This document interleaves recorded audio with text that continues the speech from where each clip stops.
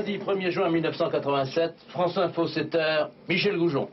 Les médecins pourraient augmenter dès ce matin le prix de leur consultation. 7h ce matin, dans un studio de la Maison de la Radio, France Info égrène ses toutes premières secondes d'antenne, les premières secondes d'une FM totalement nouvelle, la radio de l'info. Ici, pas de pub, pas de tube, l'auditeur va de gros titres en flash et de flash en journaux. Pas de doute, la vedette, c'est l'info. Avec cette nouvelle fréquence, Radio France relève donc le défi de l'information continue. Alors le pari sera-t-il gagné? D'après les premiers sondages, 72% des auditeurs sont prêts à écouter une radio 100% info. Pour Roland Faure, le PDG de Radio France, l'info, c'est un bon créneau.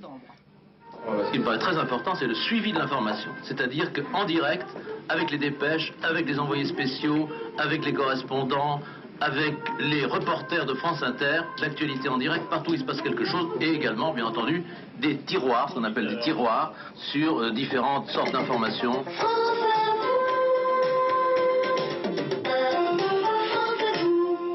Pour réaliser France Info, une quarantaine de personnes sont sur le pont depuis 3 mois, mais c'est en fait de toute l'infrastructure de Radio France que bénéficie cette nouvelle radio.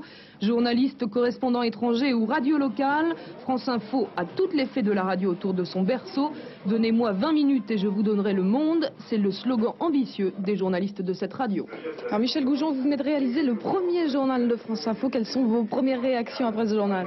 Un peu ému tout de même au bout de 20 ans de métier. C'est toujours impressionnant d'ouvrir une antenne, c'est un peu historique, toute modestie mise à part. Toute modestie mise à part, France Info est la première radio d'information continue en Europe. Il ne nous reste donc plus qu'à souhaiter bon courage et bonne chance à la plus info de toutes les radios.